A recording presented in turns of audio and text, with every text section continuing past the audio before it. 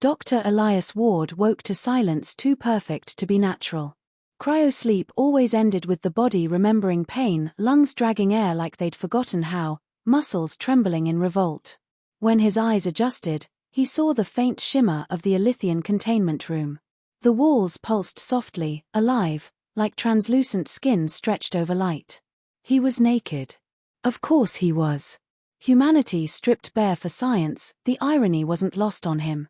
Dr. Ward, a voice echoed, low and measured. The translation implant in his ear converted the alien's harmonic tone into calm English. You are conscious. Do not stand yet.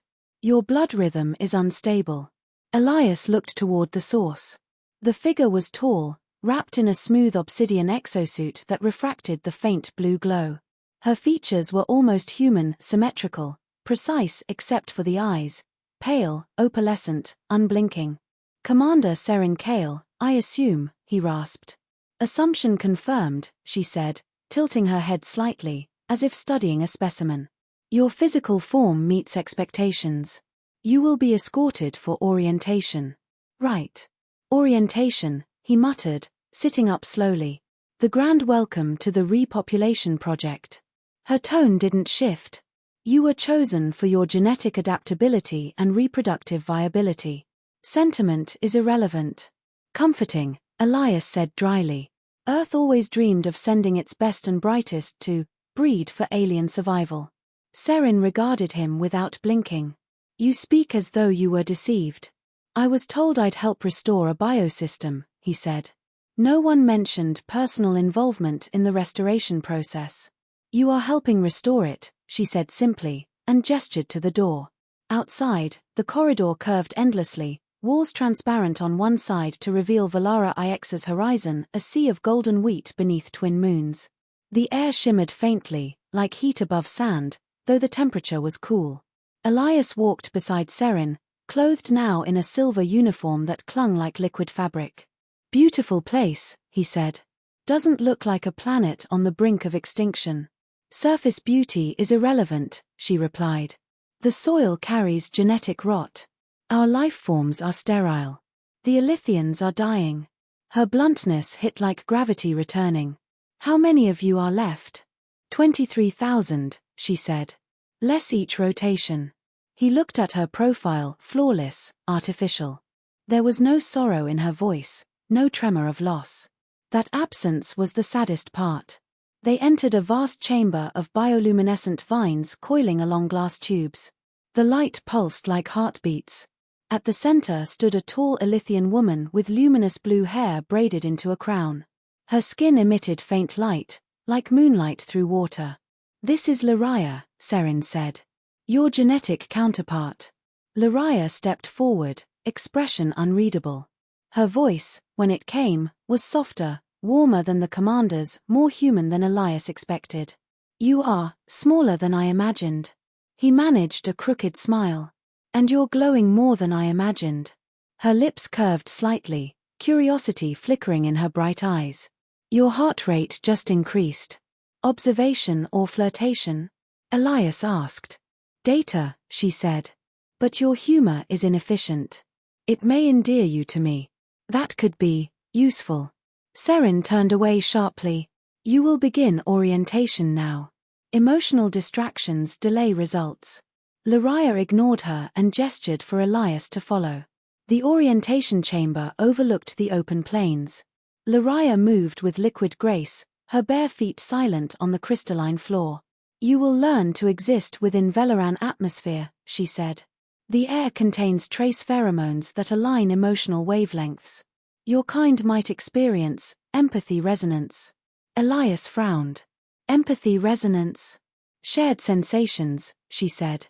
Emotion, thought, sometimes memory. It is how my kind once loved.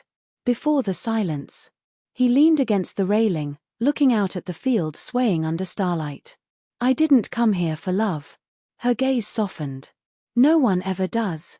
There was silence between them, not empty, but electric. The wheat shimmered, gold beneath a violet sky. The horizon breathed like something alive. What killed your world? He asked finally. Lariah hesitated. Not death. Forgetting. We learned to engineer perfection. We removed error, desire, fear, everything that made life unpredictable. Reproduction became unnecessary. Then impossible. So evolution punished you, he said quietly. Her eyes glowed faintly. Perhaps. Or perhaps creation found us unworthy. They spent hours walking through the living city, domes of bioluminescent glass, bridges grown from crystallized plant matter, rivers of shimmering liquid light. Everything pulsed with quiet intelligence, as if the planet itself were watching. Lariah explained in calm detail how Elythian genetics were once a symphony, thousands of linked life forms sharing emotion through light. When the connection broke, we became deaf to each other, she said. We forgot how to want. And you think humans still know how? Elias asked. She turned to him. Your species is messy, violent, illogical. But you still desire. You still create. He gave a humorless laugh. We also destroy what we love. Then you are perfect for us. Her voice wasn't mocking. That made it worse. Later, he was shown to his quarters, a small chamber grown from luminous stone. The walls shifted color with his breathing. When he sat on the bed, the surface adjusted like water turning solid. Lariah lingered in the doorway. You will be monitored for the first sleep cycle. If you dream, we will observe it. Elias looked up. You watch dreams. They reveal what speech cannot, she said. He sighed. And if I dream of leaving? Then we will know you still remember fear. She started to go, but he said, Why did you volunteer for this? She paused, her back to him. Because I remember what it felt like to hold another's heartbeat inside mine. I want to remember again. He didn't answer. There was nothing to say. When the lights dimmed, Elias lay awake, staring at the shifting ceiling. The scent of the room reminded him of ozone and rain. Outside, he could see the distant flicker of storms over the horizon, silent flashes on a sleeping planet. He thought of Earth, crumbling cities, cold laboratories, the sterile glow of screens. Humanity was no better than the Elythians, they just hadn't admitted it yet. A soft sound drew his attention. Lariah stood outside the transparent wall separating their chambers. Her hand rested against the barrier, faint light bleeding from her palm. Elias rose and mirrored the gesture, his hand meeting hers through the clear divide. A pulse of warmth rippled through his skin, not heat, but connection. For a moment, he saw something impossible, her memory. He was standing in a vast field of light, surrounded by voices without bodies, emotions that shone like stars. Then, silence. Emptiness. The ache of a vanished world. The vision faded. Lariah's voice came softly through the comm channel. Empathy resonance, she whispered. Our hearts have touched. Elias stepped back, breathing hard. You could have warned me. I wanted to know if it still works, she said. It does. Then she was gone, her glow receding into the corridor like a star sinking below the horizon. Elias stood there, hand still pressed to the glass, pulse unsteady. Whatever this mission was, it wasn't science anymore. It was something older and far more dangerous. Outside, the twin moons hung above the golden plains, watching in silence as two species remembered what it meant to feel. The chamber smelled faintly of iron and ozone. A low hum filled the air, steady as a heartbeat. Elias stood at the edge of the examination platform, watching streams of pale light spiral above a crystalline table. They pulsed in time with his own breathing. The Elythians had calibrated the lab to his physiology. The room itself felt alive. Lariah entered without sound. Her suit shimmered from deep violet to silver as she moved. She carried a small device shaped like a teardrop. It reads the harmony between us, she said, noticing his curiosity. If we are to succeed, we must sync at a molecular level. I thought you meant emotional compatibility, he said. Her lips curved slightly. We call it that when we're trying to be poetic. She pressed the device against his wrist. It emitted a soft tone that sank into his skin. For a second, Elias felt warmth spread through his chest, not pain, not pleasure, just awareness. Lariah watched him carefully, eyes bright with data only she could see. You adapt quickly, she murmured. Humans usually resist resonance. I've had practice being out of place, he said. The early sessions were clinical. Electrodes tracked their shared neural signals. Words became secondary, their thoughts occasionally brushed against each other like static. At first, Elias dismissed it as suggestion, a product of alien technology. But the more time they spent within the resonance field, the thinner the wall between them became. He saw flickers of her memories, oceans of glass, a city floating in the light of two suns, laughter that sounded like music. And she, in turn, glimpsed fragments of his past, the burnt-out ruins of Earth's coastal cities, his partner's face beneath sterile lab lights, a scream caught between metal walls. One afternoon, during a test meant to measure biological compatibility, Laria's composure faltered. The sensors blinked erratically, readings spiking. Elias removed his glove and reached for her hand. Her skin was warm, luminous beneath his touch. "Stop," she whispered. "The frequency will collapse. Then tell me what's wrong." She looked away, jaw tight. "Your emotions, they echo too strongly. I can't contain them." He withdrew slightly. "That's not my fault." "No," she said softly. "It's what makes you human." For the first time, she sounded like someone confessing, not observing. Commander Serin began attending the sessions. She stood at the glass wall, arms crossed, face expressionless. "Progress is insufficient," she said one evening, her voice through the comm system sharp as frost. "You were chosen for efficiency, not sentiment." Laria kept her gaze forward. "Integration cannot be forced." "It can," Serin said. "And it will." When the commander left, the silence she'd carried lingered like static. Elias turned to Laria. "She's afraid this won't work." "She's afraid it will," Laria replied. "How's that worse?" "If we succeed," she said, "our people will change. And she will lose control." Days passed in a blur of data and half-formed thoughts that weren't entirely his own. Sleep came rarely. When it did, he dreamed of the wheat fields outside the dome glowing blue, whispering in a language he almost understood. During the fourth resonance test, Laria's pulse faltered. The lights in the lab dimmed, and a thin line of bioluminescent fluid trailed down her arm. She stumbled, gripping the table. "Laria." He caught her before she fell. Her body trembled, light flickering beneath her skin like lightning under ice. "Don't touch the wound," she said through clenched teeth. "You're bleeding." "It's not blood." Her voice wavered. "It's memory." Elias grabbed a sterile cloth and pressed it gently to her arm. The blue light seeped through, casting both their faces in cold radiance. "Stay still," he said. Her breath slowed. The glow steadied. When she opened her eyes, the edges were rimmed in silver. "You broke the protocol." "Then you're welcome," he said. She studied him for a long moment. "You risked contamination. Guess I'm not very efficient." Something shifted in her expression, a trace of something almost tender. "No," she said quietly. "You're not." That night, Serin summoned him. Her quarters were austere, the walls etched with alien script that glowed faintly. "You will keep your interactions within limits," she said. "Physical contact destabilizes the experiment." Elias leaned against the wall, arms crossed. "You mean the experiment where I'm supposed to save your species?" Her eyes narrowed. "Do not mistake necessity for equality. You are a vessel, not a savior. Seems like you've forgotten what you're trying to save." Her tone didn't change, but the edge in it sharpened. "The Elythians will survive through order, not through chaos disguised as emotion." He stepped closer. "Order didn't save you last time." For a moment, the mask slipped, something fierce, almost human, flashed in her eyes. "You know nothing of what it means to lose an entire world," she said.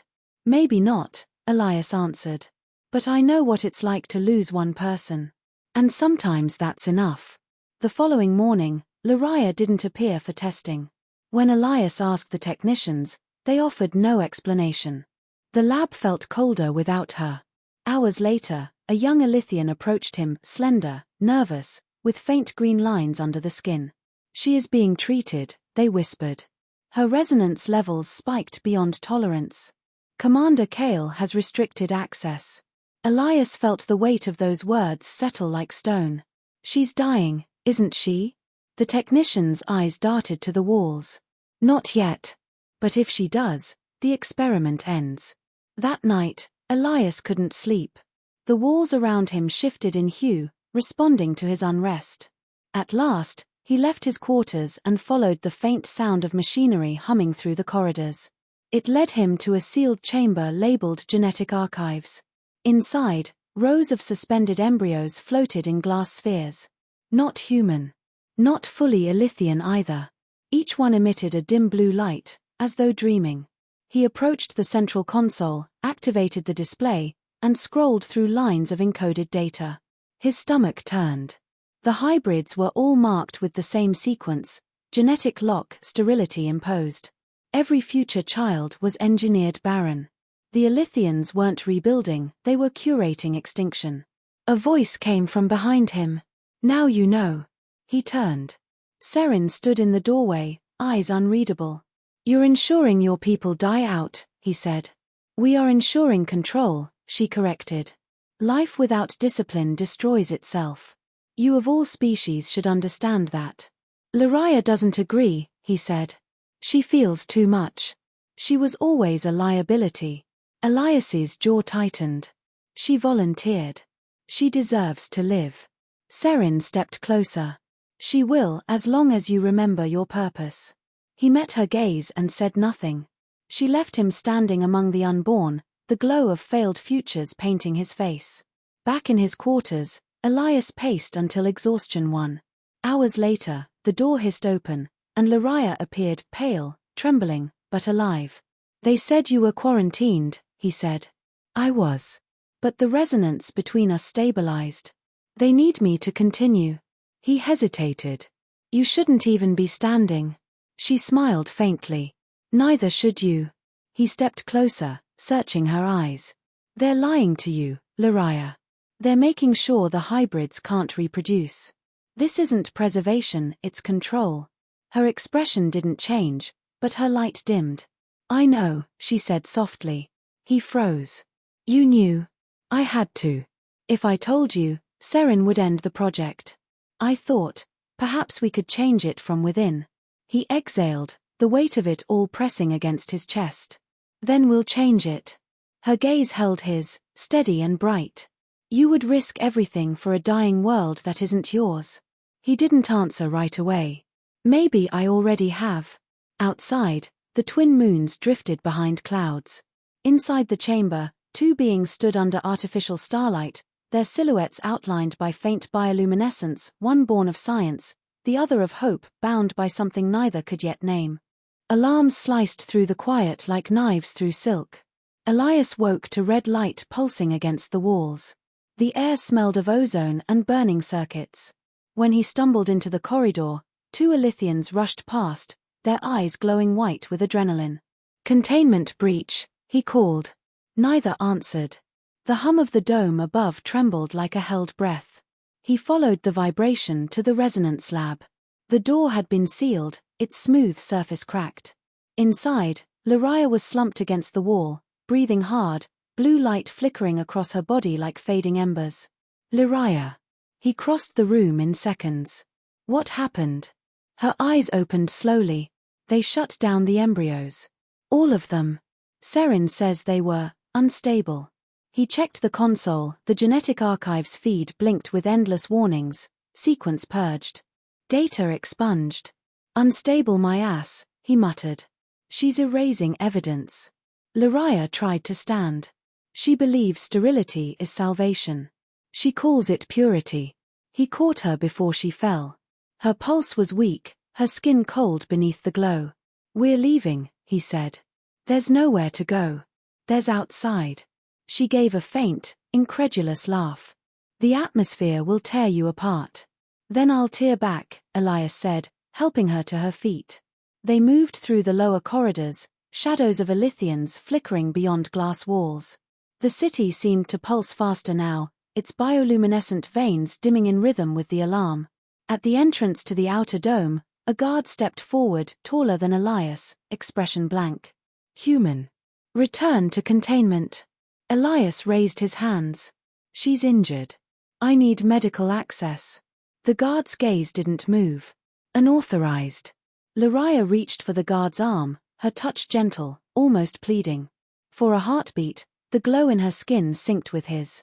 The guard froze, eyes wide, before collapsing silently. Elias blinked. You. Empathic override, she said, swaying. He'll wake. Let's make sure we're gone by then. They stepped into the lock chamber. The inner doors closed with a hiss.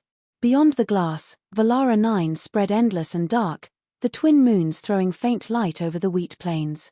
The outer door opened, releasing a gust of air that carried the scent of metal and dust, the first real air he'd breathed since arrival. The field stretched in every direction. The stalks glowed faintly gold, rippling in the night breeze. Above, the stars burned close enough to touch. Lariah staggered, clutching her ribs. Elias caught her, steadying her weight. We'll rest by the ridge, he said. She nodded, too tired to speak. When they reached the rise, he turned back. The dome looked small from here, a fragile bubble of light trembling in the dark. You grew up in that? He asked. Yes, she said quietly. We built cages for ourselves and called them sanctuaries. Elias sat beside her, scanning the horizon. Seren won't stop. She can't, Lariah said. Control is all she has left. He stared at the stars. Then we take that from her. Her eyes caught the moonlight, half fear, half hope. And replace it with what? Something alive. Before dawn, a soft vibration ran through the ground, vehicles approaching. Lariah's hand tensed in his. They've found us. He helped her up, pulling her toward a cluster of crystalline trees. The air shimmered faintly, rippling as if alive. We can't fight them, she said. We don't have to. He activated the portable scanner from his suit. It emitted a low hum that resonated with the alien flora. The trees pulsed in response, their branches bending to form a thin barrier of light. Primitive camouflage, Elias whispered. Hope they're as blind as they are arrogant. Moments later, Seren's patrols appeared, 6 Elythians in silver armor, light cutting through the grass. Seren herself led them, her face as calm as a blade. Elias Ward, she called, voice amplified across the field. Return the subject and you will live. Lariah stiffened beside him. Subject. The word left her mouth like ash. He whispered, she doesn't own you. Seren turned slowly, scanning the ridge. You believe rebellion makes you noble.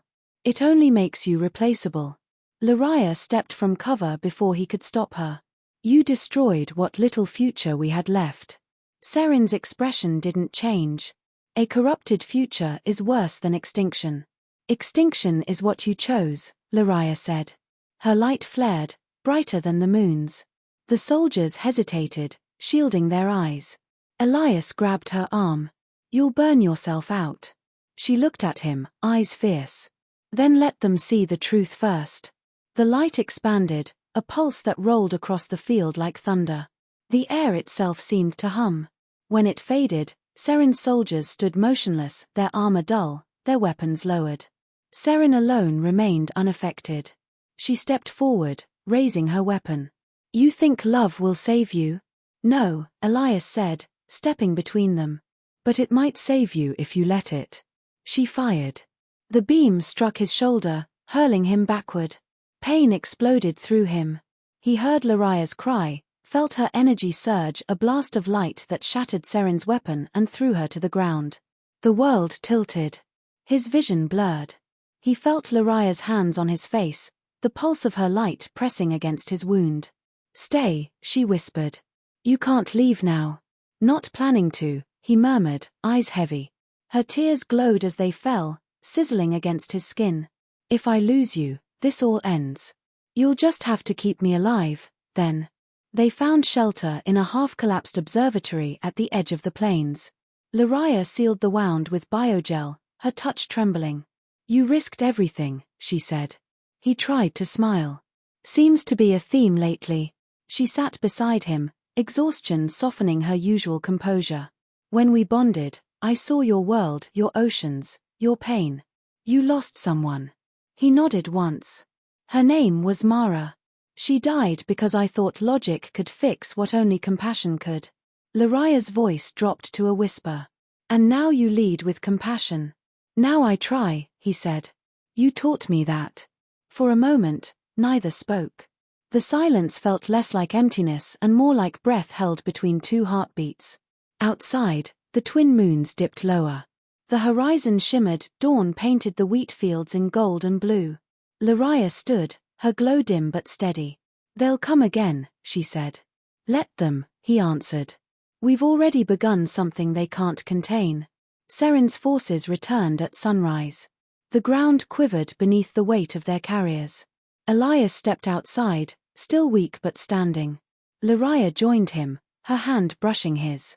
Seren emerged from the lead vehicle, armor cracked, face shadowed by anger. You cannot win. The planet itself is dying. Then maybe it's time it remembered how to live, Elias said. Her eyes flicked to Lariah. You think emotion can rewrite biology? Lariah lifted her chin. It already has. The air between them shimmered, a low vibration spreading from their joined hands. The wheat around them began to glow, veins of blue weaving through the golden stalks. The planet responded, as if waking from a long sleep. Seren took a step back. What have you done? Elias met her gaze. Given it a choice. The field blazed with light. For a heartbeat, everything dissolved into brilliance, sky, soil, and sorrow melting into one breath. When it faded, the soldiers had lowered their weapons. The wheat pulsed softly, alive with new light. Lariah's hand trembled in his, but her smile was steady. Seren looked around, the realization dawning slow and painful. You've infected the biosphere. Elias shook his head. We've healed it. Her expression cracked, fury, grief, disbelief, before she turned away, disappearing into the fading glow. Lariah exhaled, her strength waning. She won't stop. She doesn't have to, he said quietly. It's already started. She leaned against him, eyelids heavy. Then stay with me until it's done. Always, he said. Above them, Valara IX's twin suns broke the horizon. The air shimmered with the first true dawn the planet had seen in centuries. Two silhouettes stood in its light, a man bleeding and an alien fading, and between them, the spark of something new, something neither species had words for yet. The first light of morning rolled across Valara 9 like a tide returning home. The air shimmered gold and silver, the fields whispering with soft luminescence. Elias lay half-conscious in the ruined observatory, his shoulder bandaged with alien mesh. The pain was a steady throb, but beneath it was something else, a low hum running through the ground, the sound of the planet breathing again. Lariah knelt beside him, her glow faint and uneven. The edges of her form flickered like a candle fighting wind. The biosphere is reacting faster than expected, she murmured. It's alive again. Elias tried to sit up. You did that. We did, she corrected. Her voice was soft, almost a whisper of light. But it's not stable. The energy came from us. When one fades, the balance will break. He frowned. Then we'll fix it together. Her smile didn't reach her eyes. Together was the point. By midday, the transformation spread across the horizon. The wheat had turned translucent, glowing from within. The rivers pulsed with pale blue light, and the clouds glowed faintly from their reflection. Birds, creatures Elias had never seen before, broke through the mist, their wings glimmering with new bioluminescent veins. The planet wasn't just recovering, it was rewriting itself. Lariah stood at the edge of the field, watching it unfold. Elias joined her, his movements slow but determined. You're fading, he said quietly. She didn't deny it. My body was built to sustain controlled energy, not creation. I can feel the circuits unraveling. You're not a machine, he said. You're life. Then life remembers what it costs to begin again. He reached for her hand. It was warm but trembling. There has to be a way to keep you alive. There is, she said. But it requires imbalance. You'd have to take what remains of me into yourself.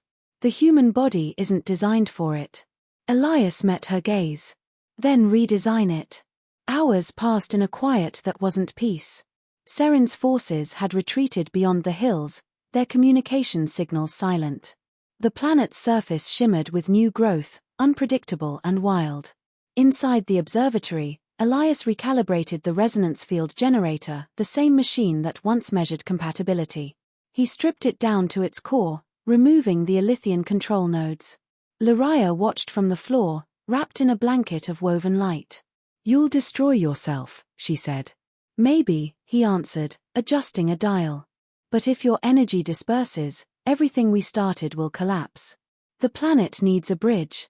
I'm the only thing left that can hold it." Lariah's eyes softened. "You're still a scientist, even now." He smiled faintly. "Someone has to make the data mean something." When he finished, he helped her stand. The generator hummed, its ring of light flickering around them. "When this starts," she said, "you'll feel everything. My memories, my pain, your world," he finished. "That's all I want."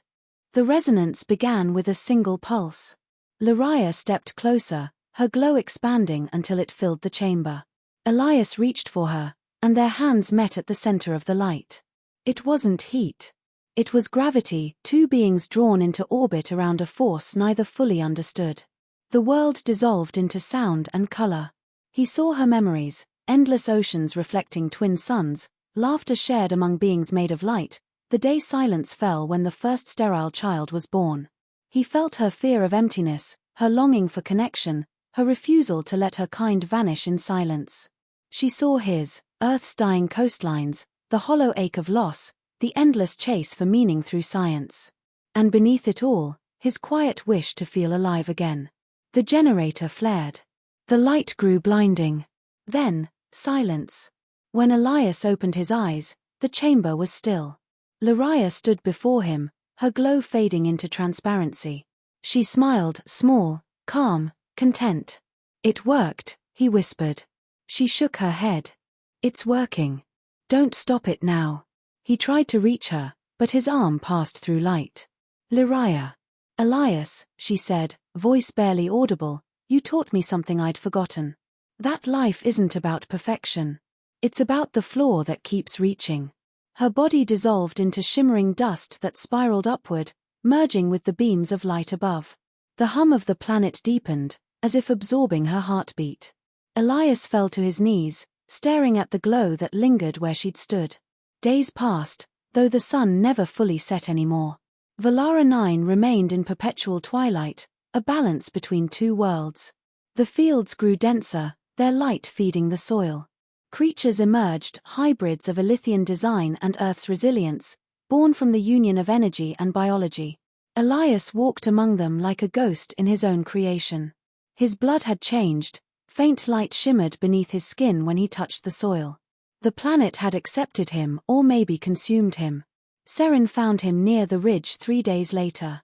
She looked diminished, her armor dull, her authority gone. "You survived," she said. "Barely." She looked around at the glowing horizon. "You've remade the world." "No," he said.